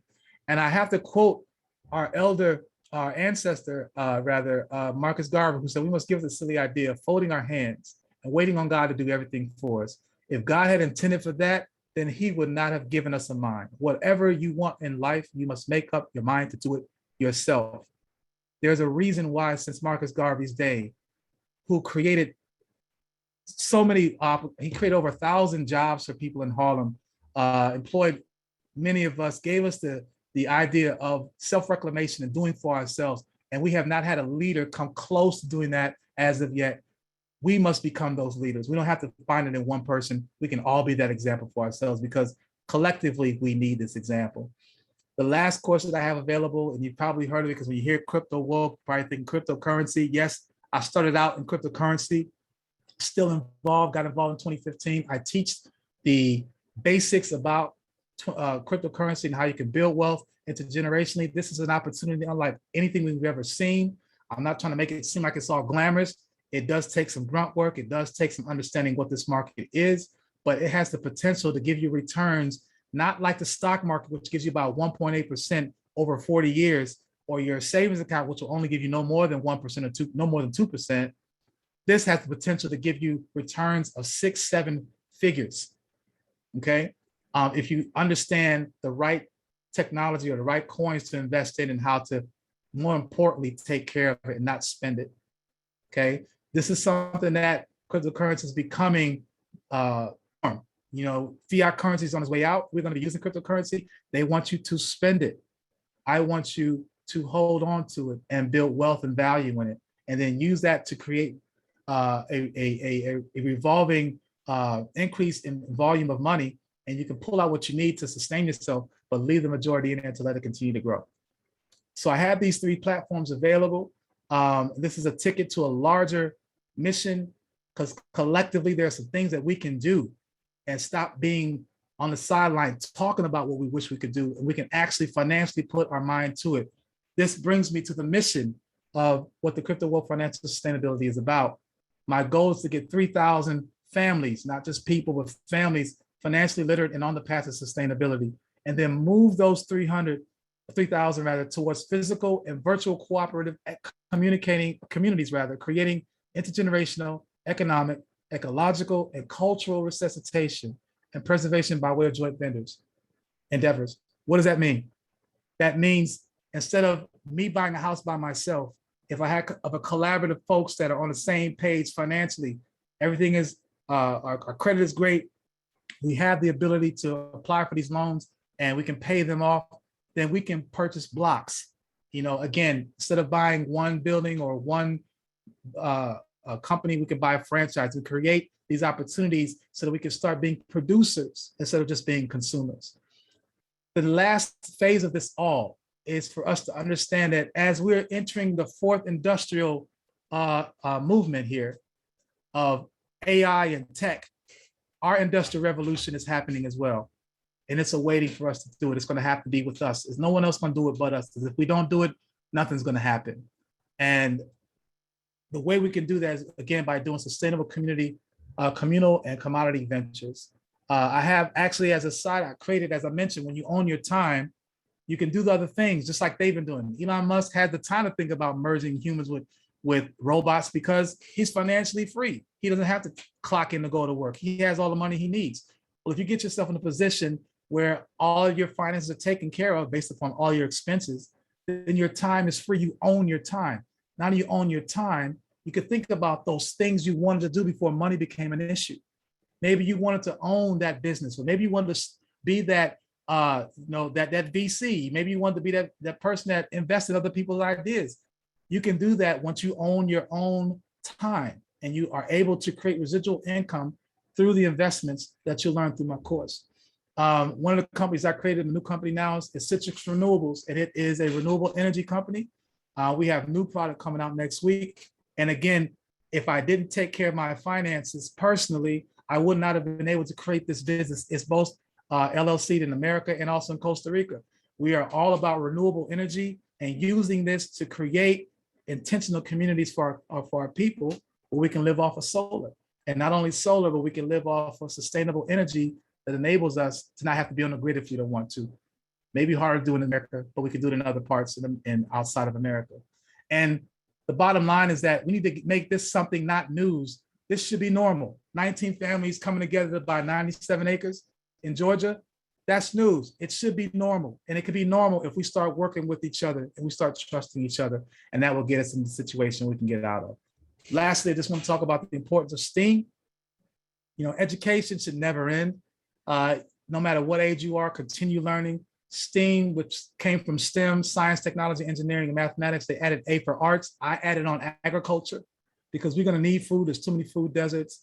If you don't know anything about vertical gardening, we need to get into those types of things because we are being pushed in a place where we're going to have to probably think about taking care of ourselves. And if we're not thinking that, then we are being naive. But by the gracious mindset of Brother Kidi Awudu, he came up with this acronym for SHIPS, STEAM SHIPS, and the SHIPS stands for spirituality, adding that to holistic health, innovation, prosperity, and sustainability. These are the steamships that Garvey was building back in the early 1900s that we now need to resuscitate if we are to have a say in our future. So I want to close it at this point. I give thanks for your time. You're listening. I hope that there are some good questions. I see there's a lot of chat going on, so I'm looking forward to it. And I'm going to open up to Q&A. Let me just escape out of my thing here, get out of my, I'm gonna leave the thing up there, but let me just bring up the window here. Yes, okay. So Adwa, you can take over. Thank you for your time. Yes, thank you for that wonderful and informative presentation. I know you'll be getting a lot of people signing up for your course, including myself. So thank you so much. Everyone, if you have a question for Mbwebe Ishangi, please place it in the Q&A box. And while you all are gathering your questions, I'm going to also share the registration link for the Remembrance and Reflections on the Life and Legacy of Dr. Runoko Rashidi. So I just placed that in the chat.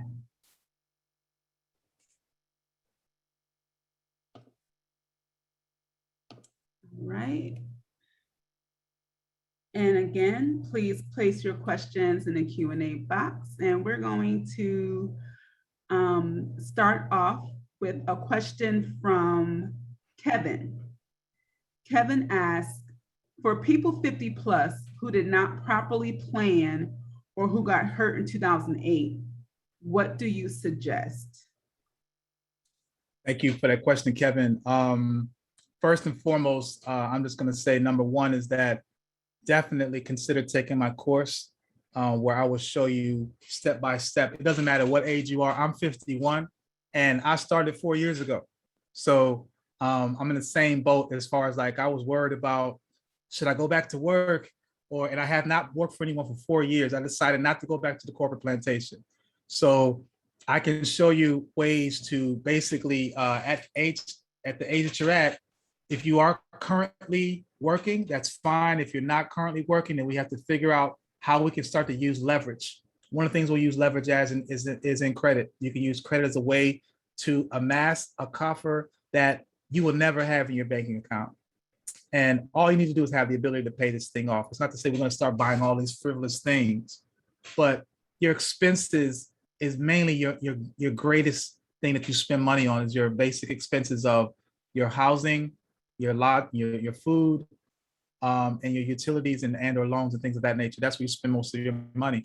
So if we can harness that and find out a way how we can govern those things under a certain system where we know how much money's coming out and we know how much money we got left, and we use that to build what's called passive income. And passive income doesn't mean real estate. That's one way. I personally don't have a desire to find tenants to get into my buildings. I just don't. It's too much hard work for me. I want to put myself in time into something else. But for those that do, that's fine, not to knock against it. But there's other ways of making passive income. The best way of making passive income is money that's being made without you doing anything. One way is cryptocurrency is one way. Another way is whole life insurance. There are ways that you can put money away and it will start accruing value over time. It's called compound interest. This is what Warren Buffett has made his money from. This is what Susie Orman and James Ramsey won't tell you, how they made their millions, if not billions. Is basically by putting it in situations or vehicles that create compounded interest opportunities. So those are things that I can show you in my course. Okay. AJ asked regarding student loans with the postponements due to the pandemic. What do you think we should be doing in terms of paying down the balance? Wait to see if deferments will continue or actively pay down the balance? Very, very good. So understand, just because there's been postponement on the payment doesn't mean they're not still hitting you with interest. And that's the gimmick. That's the game they're playing. Oh, okay, you don't have to send us a payment, but for every payment you don't send in, that interest is still due. So that's accumulating. So you should actually find out, and from what we're going on a year and a half of not making payments, then that's a year and a half's worth of interest payments that's been added on. They did that even for car insurance and for car notes early on in the year. Allowed I have to make these payments, but they'll tack on the balance. So nothing is free in this world, especially in this country. there's always a ploy, there's always a double meaning, there's always finite print. So my thought is, if you don't want to make full payments, I would make enough payments to both cover pay, probably at least partial, and covering the interest. You don't want to just pay the interest because then that's just free money you're just covering. So you definitely want to pay something down on the balance of your bill, so of your loan. So I would pay, if you owe $300 a month, try to pay half of that and then add on the interest in there. So at least something is coming down. Just because they're saying there's a moratorium doesn't mean you can't send in money, because that money is still going to be due. And they're hoping that you won't pay so they can add on more with interest. So I would actively be paying these things off, if not in full. Okay. Another question. Can you talk about or advise about buying or investing in gold or silver in the form of coins or bullion? Okay. Interesting enough, it wasn't until a few months ago was I really interested in precious metals, mainly because precious metals, they're heavy. If you got a whole bunch of coins, they're valuable. If you don't have a safe deposit box, please don't put anything ever in a bank. Don't put it there because it's not yours. You don't have the key to your vault, so it's theirs. But if you're gonna buy something like that, you need to put it somewhere where it's safe and no one can take it. But at the same time, the value fluctuates. And so for me, interestingly enough, cryptocurrency as a counter, a fictitious, non-tangible form of money, is valued at more than $1, more than a gold bullion. So just understand that bullion is something that I can touch, taste if I want to, or hold, and I guess it has a smell. But cryptocurrency has you can't hold it. If someone gives you a coin, you're getting got. It's not a tangible item. It's an actual digital. It's digital only. So you can't put your hand on it. You can't taste it, touch it, smell it. But it's valued more. It's something that is this bullion. Okay. So it's not to say don't invest, but I would say diversify. Look at the value and look at the return.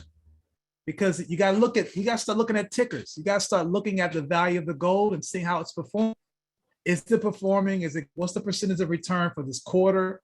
What's the percentage of the year, last year, so you can get projections of what coming forward. I personally have not really gotten heavy into precious metals, although they could come in handy. For instance, the grid shuts down, but understand if you have a gold bullion brick and you want to buy bread because the banks are closed and everything is shut down, and you're trying to buy bread with a brick, they ain't gonna make change. They're gonna take that entire brick. So even buying coins, the coin may have a certain value. They're not gonna give you change for something that you desperately need, like bread or water. So that's why I'm kind of not totally invest in getting the precious metals. It's not to say you shouldn't get a couple, but I wouldn't put my entire life savings in that, because the precious metals is based upon what someone says is the value. What if they say the gold no longer has value? Then you got all this gold for nothing. And the other thing I want to say too, with precious metals and even digital currency, is these portfolios that were built market, which is, I guess, good, even though the market gives you no return because this value is volatile, so volatile. But we have these portfolios. We now have these digital portfolios. Wi-Fi went out back. So we have the portfolio, but we're not liquidating money and buying something tangible. The most tangible thing you can purchase these days is land. You can monetize it, live off of it, sleep, eat. It's so that bullion or that coin I have, I can't eat it. It was insane, and I gotta. It's in season for me to buy with it. So more importantly, I would probably take that junk silver, as they call it, or junk silver or precious metals, and I would convert it into something like land. Convert it into something that's tangible that I can really, really need and use, opposed to having a coffer full of digital currencies or a truffle full of coins that are too heavy for me to carry. Awesome. Hope that helps. Yeah, so now I'm going to kind of combine a few questions that are sort of similar. So Marcus, Anna, and Christy are asking about how they can get more information about your sessions. So where can they register for your course? Do you offer individual coaching? If so, how much? And does your book speak about the topics presented tonight? Okay. I'm putting in here my website, cryptowokemovement.com, my email, and I'm putting it in the chat. Yes, so the question was, wait 1 second, at gmail.com. There's the email. The question was, do I offer coaching? Yes, I do. I also offer one-to-one and group coaching. The course also is and so that's the thing, this is a movement. So when you take my course, pretty much the coaching is that you're part of the movement. So now you're part of there's already about 50 of us already, roughly 35, no, about 45 of us that are in this group already. And we share information. We're working as a tribe to build all of our finances up so that we can do some things collaboratively and collectively. So you will become part of this family if you want to. It's not, you're not obligated, but there are opportunities and things that we share in this space. But I am more than happy to work with you individually. And if you have groups, if you want to bring in your family, I've done families where I've had, a person bring in their mother, their father, their brothers and sisters, and they all got it at the same time, because we all know that when one person does it and you go to share it with someone, they're like, I know you don't know what you're talking about. But if you bring it together and everybody gets it at the same time, imagine the come up the family has when everybody's on the same page financially. So that's something I offered. I forgot what the other question was. It was about your book. Do your book address the same topics presented tonight? Yes. So the book, Apothecarian, everything I spoke about tonight, it's in the book, but also the class itself is more in depth.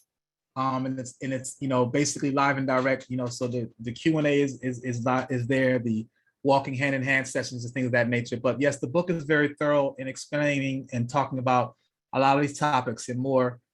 So I would advise, if you feel like $395 is too steep, or you don't want to hear me talk to you face to face because you're tired of my voice, whatever, getting the book could be helpful as well. Awesome. Lewis asks, what about those who are already retired? And then I'm going to ask you to connect that to Njeri's question about how do you guide us with using Social Security? First question again, I'm sorry. What about those who are retired? So what suggestions, financial suggestions, would you have for them? And then could you tie that into using Social Security? Yes.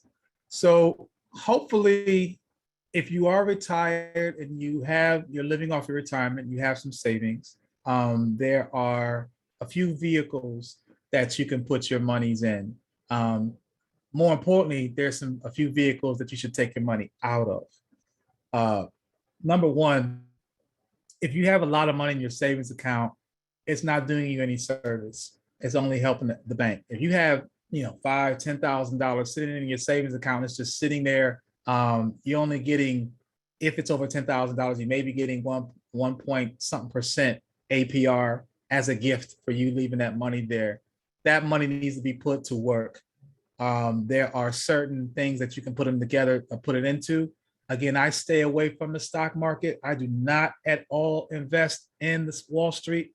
The reason why is because Wall Street is rigged. As they say, like in Vegas, the house always wins. There are not a lot of millionaires that invest in Wall Street, yet people still keep investing. People still keep buying lottery tickets, yet we get a millionaire winner ever so often because we're following this hope that maybe I'll be that anomaly and I'll be the one that gets it. The point is that there are other more safe things to put your investments in, and it's all about creating passive income. So for those that are retired, for those that are receiving maybe a check that Social Security check that you're receiving every month. Again, I'm going to move towards taking the course. Inside the course, I show exactly where you can put those monies in a place that enables you to kickstart it and get it to work for you instead of you working for it. There's a few tools that you'll use. There's not one thing I'm going to show you. There are several things we're going to do together. We're going to, if you remember the cartoon character Voltron, we're going to use several different things at the same time. And it's not rocket science. It's very simple. But once we put these things to work, the money will be coming in a way that it'll be initially start slow, but eventually it will come very fast. It's called the concept of slow money, which is compounded interest, which is affixed to these investments that we'll put them in. So I hate to be cryptic, so to speak, and not give you the full Monty here. It's just not enough time to do it here. And in the course, I go full blown and show you every step of the way. As I mentioned, I have not worked for anyone for 4 years. I hope and intend not to go back to the corporate plantation. I look to be retired as far as working to make money.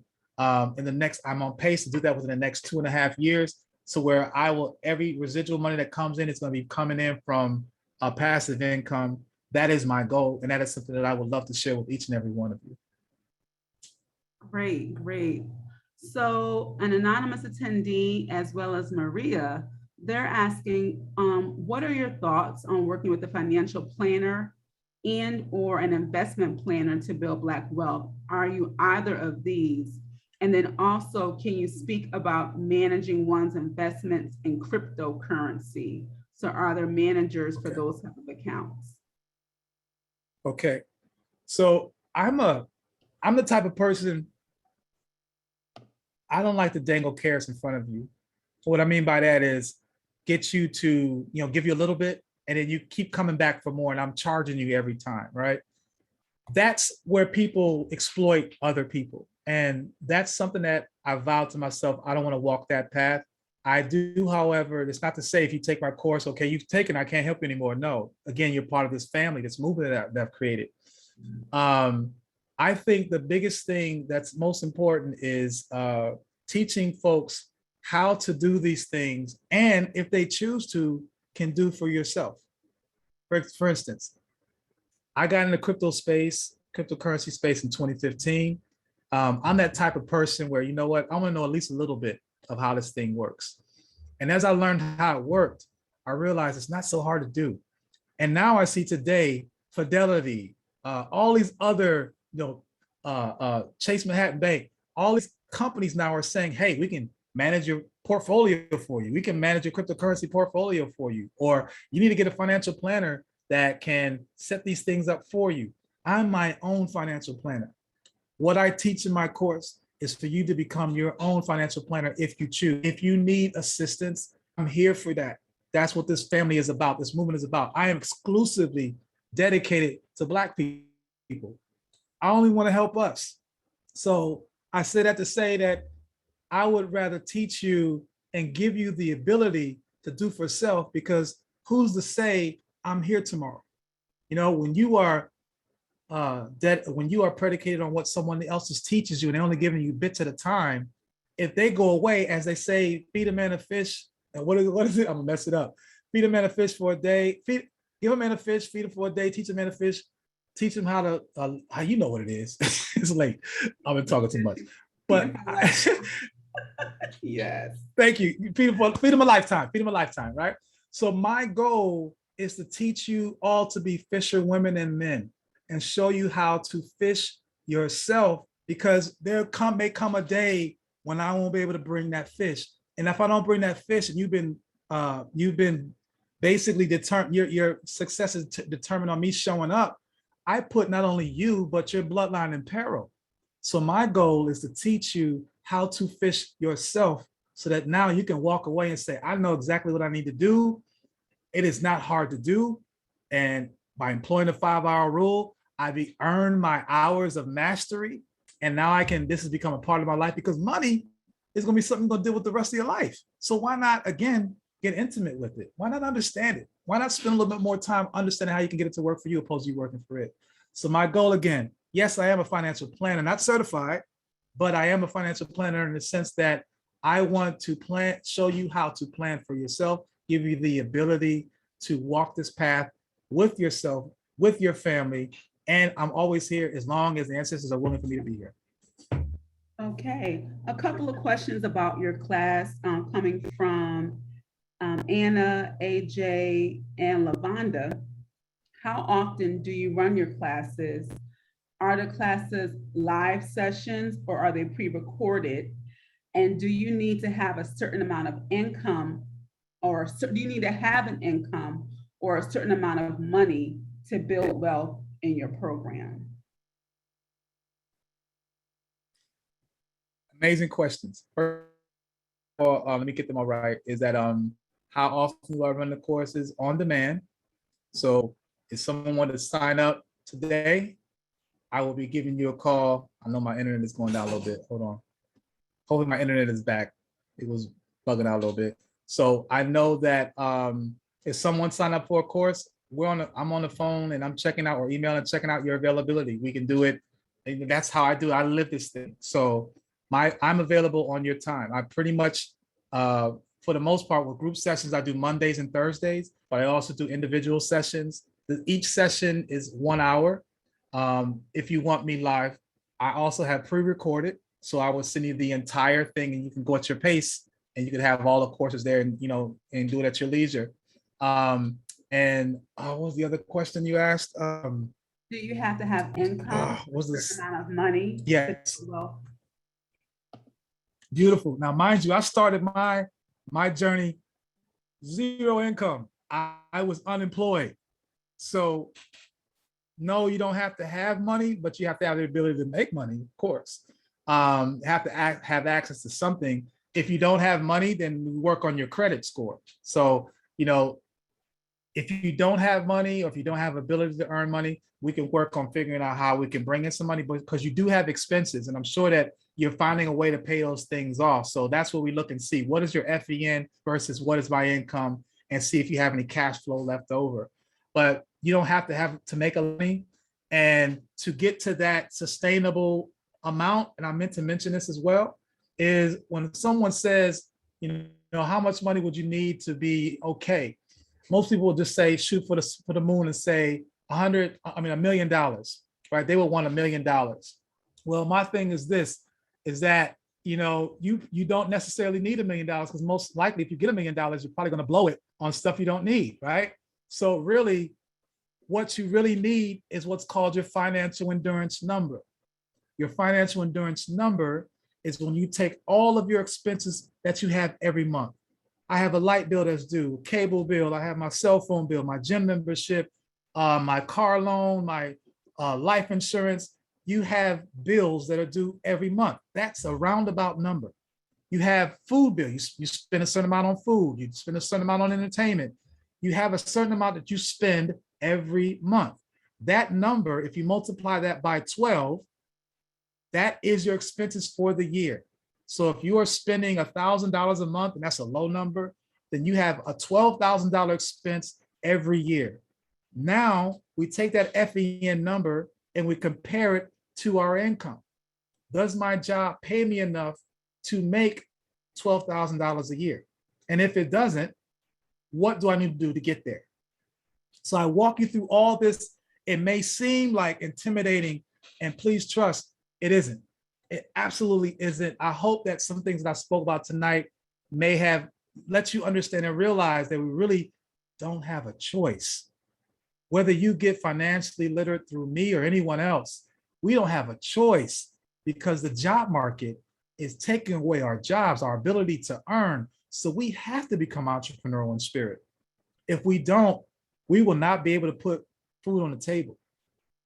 So it's imperative that we take this conversation this evening and take it to heart, because it's not about me selling you a class. It's about me introducing you to a lifestyle where you understand that these lessons are something you're going to use for the rest of your life. How to govern money, how to employ money, and put it in a place where now I don't have to worry about, am I going to lose my job this month? I hate my job. I want to leave my job. All these type of things that's pulling away and adding stress as we get older, and seeing that we have very little saved in our retirement years. So this is what this conversation is about. And I'm hoping that you all are feeling me as I love this topic, and I'm hoping to be as of service as I can be. Awesome.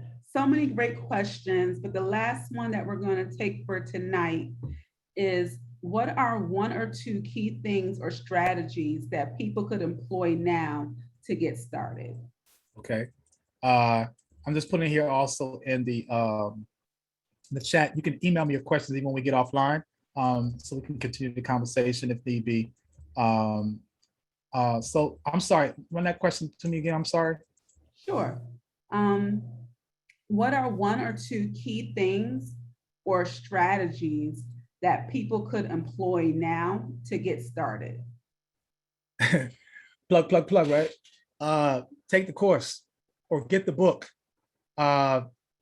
Figure out what I just mentioned about your FEN. That's something you can do right now. You can figure out, make a list of all your expenses and know what that number is. So you know that my number is this. And then you understand that by multiplying that by 12, this is what I have for expenses. And then you compare your job and your annual salary. And does that salary allow you to meet that number? And if it doesn't, then what necessarily you need to do? Because I can show you through my course that your salary, breaking it down to hourly, it'll tell you how much money you need to make an hour to cover your expenses. If you're making $1,000, you're spending $1,000 a month, and which is $12,000 a year, and your job is paying you $10. Well, then your job needs to be paying you at least $10, right? But say the number is much bigger than that. Maybe you're spending $40,000 a year. That that number is different. But the bottom line is we need to know where we stand right now with our expenses. So doing the FEN is something you can walk away with. I implore you to even go to my website, cryptowokemovement.com. I have articles that I've written about. There's videos I've done on my YouTube channel as well that you can get through via the website that speaks about finances. And the most important thing you can do to get started today is employ the 5-hour rule. Begin learning about finances, spending 5 hours a week learning about finances, be it through me or getting on YouTube University and just listening to other folks talk about it. Claude Anderson, he's a Jegna and a guru in finances. There's a plethora of people, but again, don't get caught up in the hype of the market sale, or of invest in this currency, and you have FOMO, fear of missing out, because this movement is saying, go ahead and buy this stock. Don't do anything until you are sound in what your approach is and what you want out of it. So I would employ that, again, if you're interested, feel free. I would be absolutely happy to help you in your journey. Awesome. Thank you. Thank you so much. This was an excellent presentation. As you can tell from the chat, people are very appreciative of what you came to offer. I love the energy that you brought. People are signing up for the courses, so that is wonderful. This is definitely something that we need. Someone in the mentioned about examples of cooperative communities. So as you mentioned, your course will give us the steps to do that and actualize that. So thank you. I want to remind everyone, first, thank you all for coming out. Thank you for being engaged. Thank you for sharing your questions. Again, Webway's email has been placed in the chat. So if you have additional questions, feel free to email him and also check out his website. Next month on September 15th, we will have Tony Browder as our presenter for IKG Wisdom Wednesday, and want to also remind you to register for Sunday's event honoring Runoko Rashidi. And on that note, I want to pass it back to Mbwebe if you would like to have any final closing remarks. Yes, it humbles me thanking you for the entire IKG family for doing the work that you do in creating this vehicle. Again, salute to Baba Anthony Browder for spearheading this, and then having the vision and awareness to get the younger folk involved so this thing continues past him. This is something that we need to be about, passing that baton. I salute him for that. I'm trying to do the very same thing. We all are trying to do that because this is bigger than just us as individuals. I thank each and every one of you for taking out time on this Wednesday evening and still on listening to me run my mouth. I enjoy, obviously, I love running my mouth, but I more importantly love talking about relevant things. And I hope that you found this evening's conversation relevant and important and must be taken in action. So please know that I'm here, ancestors willing, and hoping that we will continue to have dialogue and exchange so that collectively we can start bringing this utopia that we so deserve, that we're going to have to build ourselves. And I'm down with that. It's time to get our hands dirty, y'all. Yes, thank you. All right, thank you so much. Thank you everyone for joining us. Thank you everyone that's live on Facebook. We haven't forgot about you. Thank you for joining us. And again, this presentation is being live streamed on Facebook, so you can always go to the IKG Cultural Resource page to rewatch this presentation or any previous Wisdom Wednesdays. Thank you all for joining us, and see you next month, September 15th, with Tony Browder. Peace. Before you go off, real quick, is there a way to get all of these chats? I know we are offline. This is behind the scenes, right? But is there a way to save these chats? Because I still want to, if anybody have questions, I would love